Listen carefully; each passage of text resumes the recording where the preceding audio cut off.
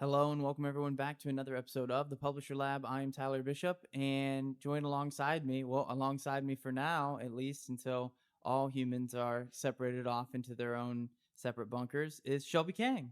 Yeah, the news is really just kind of overshadowed by the whole coronavirus thing this week. Yeah, I actually just saw the other day, maybe it was a day or two ago. We usually record the episodes maybe a day or two ahead of time, or sometimes even further along than that. But last week we had John Cole on the podcast, and we talked about the coronavirus quite a bit.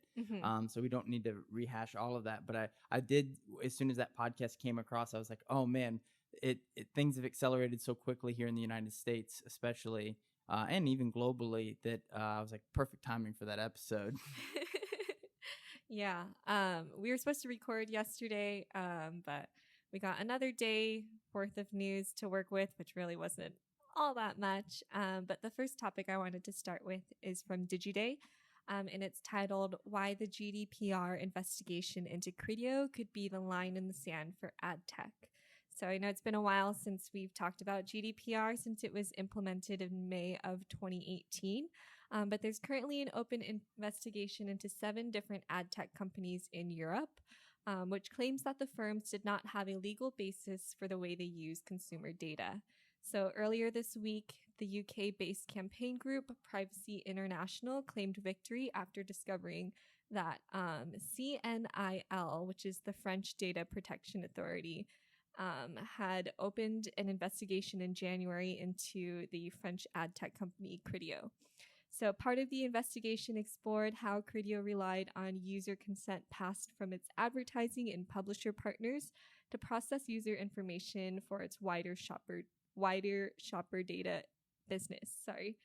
According to the complaint, Credo claimed that what is known as a legitimate interest under GDPR to process such data in order to meet the contractual demands of its partner, which the privacy...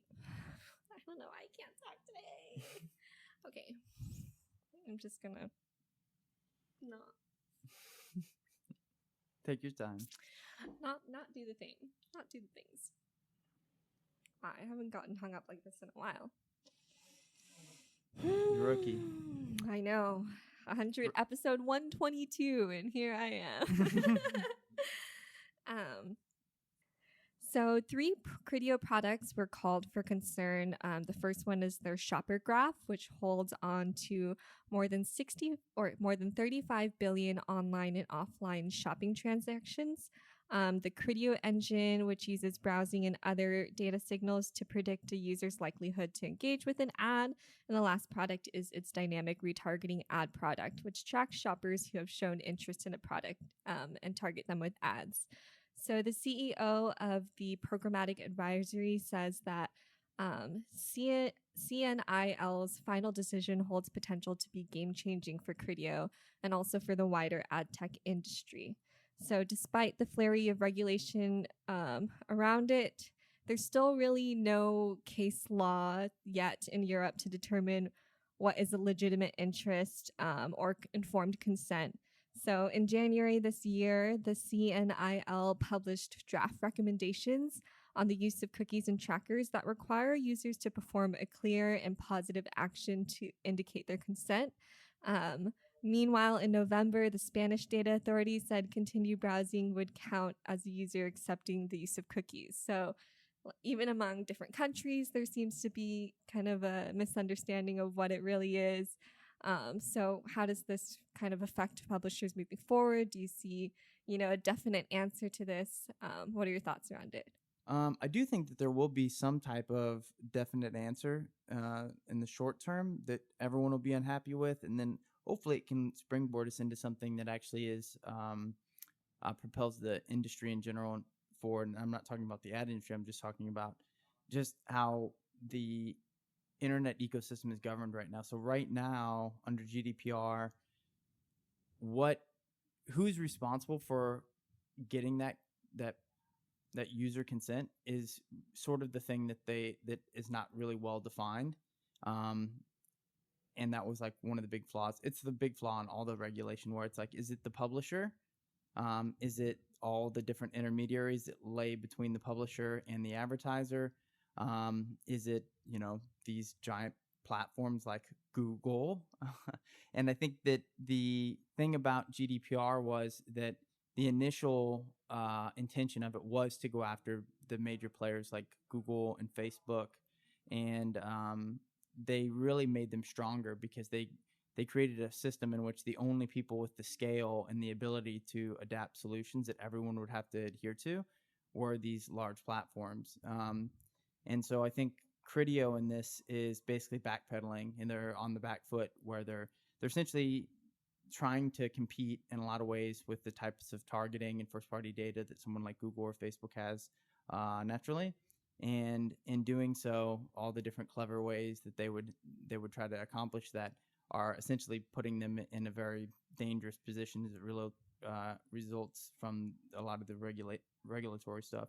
So I think ultimately what we're going to find is that ad tech businesses have been trying for a long time to try to scale and grow a large user and customer base so that they could essentially have some first party data to compete with Google and Facebook and have their own unique graphs and things like that they could sell to advertisers. But realistically, I think that battle is going to prove to be something that's more dangerous than it is worth it. And so if you're a regulatory body or you're competing with Google, or even if you're a publisher and you want to basically not be completely beholden to Google and essentially be governed by someone that has a monopoly on a space, what you want is a industry standard that protects the privacy of users that everybody can abide by and understand the rules clear cut. And so things like open RTB, which would allow advertisers to bid on different types of users without any user data being passed back and forth between all the different parties, is essentially what we want. I'm not overly familiar with a lot of the different things proposed in Google's privacy sandbox, but ultimately that is what we want. We want to move towards a unifying thing that everyone can feel good about bidding on. Publishers can feel good about having on their pages without worried that they're going to get swallowed up in the next regulatory, sweep of violators. So it's a dangerous time, but I do think that what we're going to have happen right now is someone is going to get shot in the street.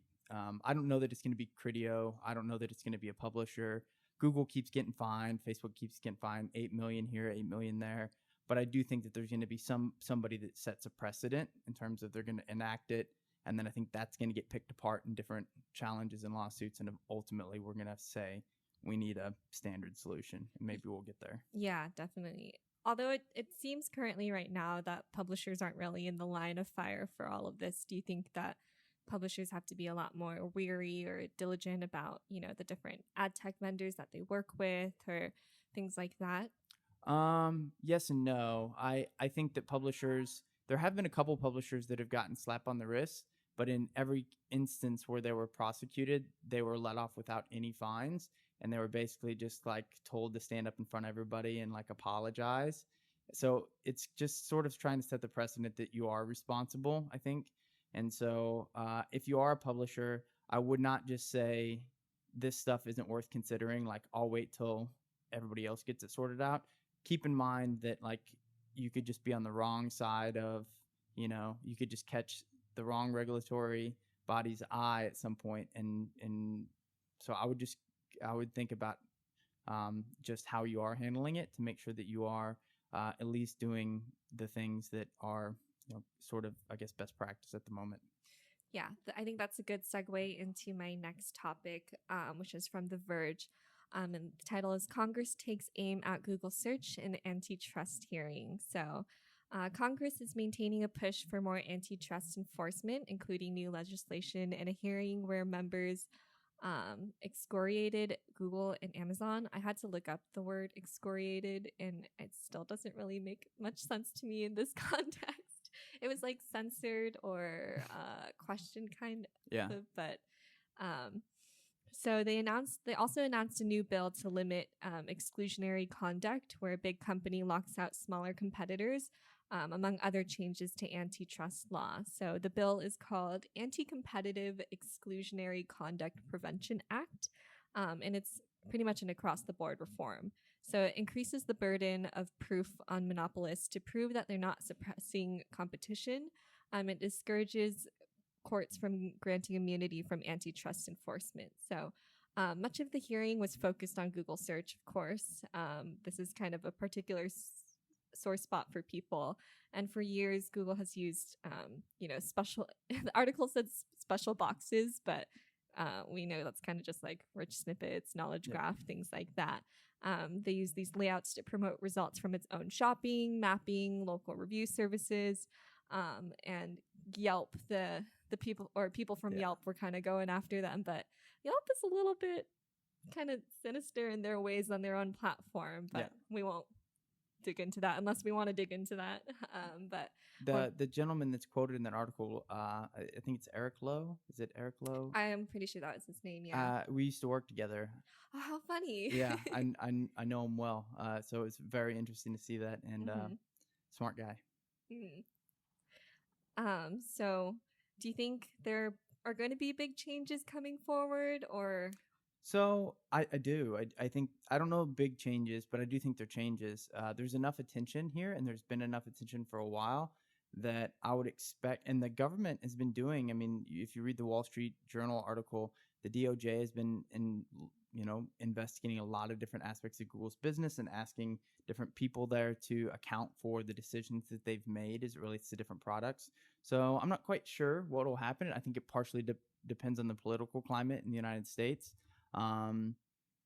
So a lot of things could shift. I mean, we have elections coming up in the fall, and those can sway things, and you never know how political pressure will go. That being said, we can look at some of the things in Europe where they've been a little bit harsher on Google, and so far Google has sort of outsmarted everyone, but not in a overtly like clever way. Just kind of they kind of zig a little bit and self-regulate, and then they kind of like, look, we did what you asked, and everybody kind of just folds their arms and sort of concedes. A good example is Google was challenged recently about not providing basically saying that they're providing the results and not giving any alternatives. So if you search for something on mobile device or desktop in Great Britain, there's a really good chance that you just by default are using Google, and you're looking for something, and there's no alternative to find answers. So whatever Google provides is essentially, you're beholden to that. So they were saying, like, Yelp is a really good example. It's like if you're looking for reviews, it's like Google doesn't present to you that Yelp is an option for results. And so what they've done is they've entered these teeny tiny little, what I would describe as like very thin rectangle boxes at the very top of search that say you can also do this search on Yelp, and that gives you like multiple other options, but it's so small and almost like, I don't know other way to describe it than shitty. Like Google knows really well like what people are going to click on and not click on inside of search results. I mean, they think of the data science they must be able to like implement with all the different things and tests they can do. And so if I'm a regulatory body, which hopefully they listen to this podcast, focus on outcomes, not on what Google is doing. So if Google is saying, well, we are providing other options in search and people just aren't clicking on it, and it's like, well, I'm pretty sure Google's done a lot of research as it relates to what people do and don't click on as it relates to ads. So maybe we could apply the same thing in terms of what people do and don't want in terms of providing alternatives or solutions inside of search. Because one of the biggest issues right now with Google sending traffic to their own properties or even just promoting their own properties is just that in and of itself. So a good metric to be able to determine whether or not Google's efforts are in good faith or not would be to figure out, okay, what percentage do you promote or send to, or what percentage of impressions do you give to your own properties versus non-Google properties? And let's include YouTube, and let's include this, and let's include that. And let's say it's 80% right now. Like, implement your changes and then tell us what the percentage is. Mm-hmm. And don't even give them a goal. Don't say you have to get it to 50. And then just say, okay. And then you can kind of iterate from there. But that's the problem, is we're too happy with what they do versus what the outcomes are. And we don't even know what they have the metrics to be able to tell them what's wrong. And they haven't done so. Yeah, I was just about to say, good luck ever finding that out. But Google knows, right? Right. So we're doing a lot of investigating, and I mean, like, I would say we, the people, in this case, the government, have done a lot of investigating, and yet we've yet to get them to turn over that information. I think that that's probably a turning point. Once you see that happen, that'll be a big change, because that'll be information that's public. You should be a prosecutor on this. I know. I wanted to be an attorney in school, but I wanted to be a lobbyist, so I probably would have been on the other side of this thing. All right. The last topic I have on deck is also Google related in a sense. Google Assistant on Android can now read entire web pages to you. So Android users can now say, "Hey Google, read this page for me." And the device will spin up a Google Assistant's neural network to generate the reading of a page. It'll also highlight the text and will auto scroll on the page as it reads. And that helps you keep track of where you're reading if you've gotten like into the story. You can also tweak the read speed if the defaults are too slow or too fast for you, and it can translate pages to more than 40 different languages. If you're a webmaster and you don't want Google Assistant to read your pages out loud, they've also built a no page read aloud HTML meta tag, and that'll disable it on a page by page basis. But yeah, just a heads up for some publishers that voice is becoming more and more of a thing, I guess. Yeah, and I think it's good and bad. I think if you're a publisher, you can see it as an opportunity to grow your audience, really. I mean, I know that most publishers right now that are probably listening to this make money from visitors landing on a web page and monetizing that page in a number of different ways. But when you think about audio, I think of it as audience acquisition, and also just like being able to grow something in terms of if you become the go-to place for people to get information about something, and they can listen to it in audio format or something along those lines. It is a real advantage to you over competitors, so it is something to think about. That said, it's not the easiest thing in the world to monetize right now. And if you're in a place where your competitors aren't doing it, maybe you have unique content that's not necessarily something competitors have. It's not uncrazy, uncrazy if that's a real term. It's not crazy to think that blocking that might not be a good strategy. I mean, in this case, Google's wanting to read your content. You can't make any money off of that necessarily if you're not acquiring an audience, and they can't get that information anywhere else. I mean, I don't know. Like, you don't have to give that away for free. I know you're an Apple user, but just from a user standpoint in general, do you think that if Apple were, does Apple have something like this? I don't think so. I don't know. I don't think Siri can read pages. Siri can't do very much. Yeah, but if Siri could, or if you had an Android device, do you see yourself using this a lot? Probably not. I'm not a big voice user at all. It's never worked its way into my regular use. I don't know if that's because I'm a millennial, and I hear that we use that. I find it grossly ineffective for all the things that I want. But that's just my personal preference. I can imagine people with recipes or maybe even just news. There's every now and then I'm in my car, or I'm in a position where I really can't be looking at my phone constantly, but would like to get information from something somebody sent me. A unique situation comes to mind here recently. I was getting ready for a wedding, and I was late, as you would expect. And I'm trying to get ready as soon as I can, and my friend sends me a text message, and it's of someone that we both knew, and they were being indicted on federal charges. And it's the last person you would ever expect. And I was like, I have to know. And I was like, I do not have time to read this lengthy article. But I was like, I'm going to rush to this wedding. I'm going to be driving my car. I'm going to get here. I'm going to officiate the wedding.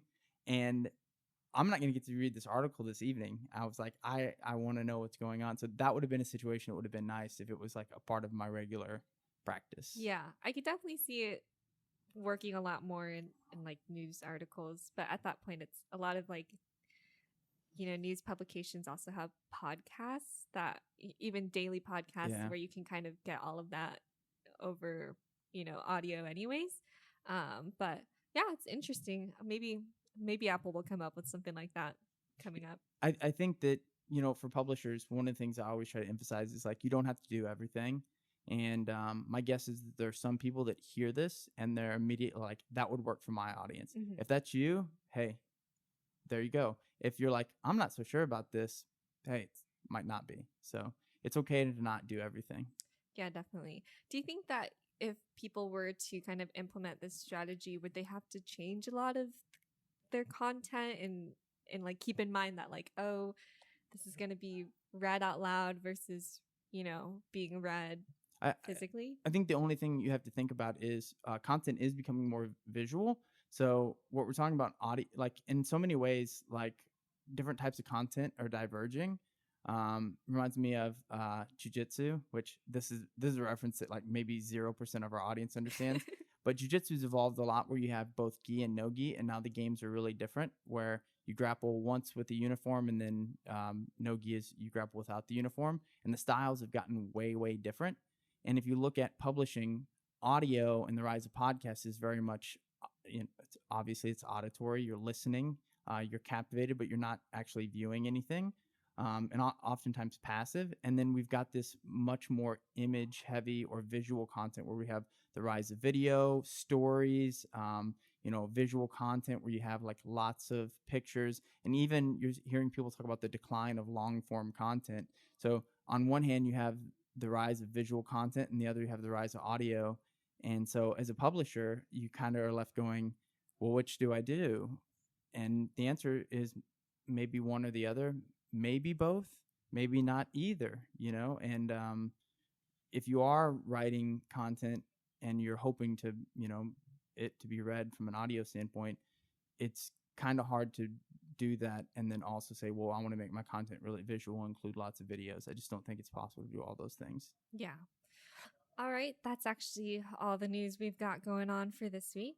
Is there anything else you want to throw in the mix? No, I don't think so. I mean, we obviously had to cancel our New York event at Google Pubtelligence New York. We'd love to be able to host it sometime later this year, but it's really just up in the air. Google obviously has canceled their largest conference of the year, so getting a couple hundred publishers together in their building for a non-Google related internal event is going to be tough. So we're hoping that we can still host our events in Europe this summer, and then late this year, and then also in San Francisco, hopefully sometime in August.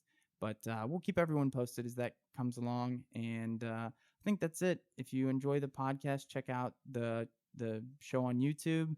And log in and check us out on Publisher Lab Podcast. Is it the Publisher Lab Podcast or Publisher Lab Podcast? Publisher Lab Podcast. Boy, you'd think I'd know of all the people. PublisherLabPodcast.com. Drop us a comment or a question, and we'll talk about it on the show, or leave us a review. We'd love that. And I think that's it. Yep. Stay healthy. Thank you. We'll catch you next time on the Publisher Lab.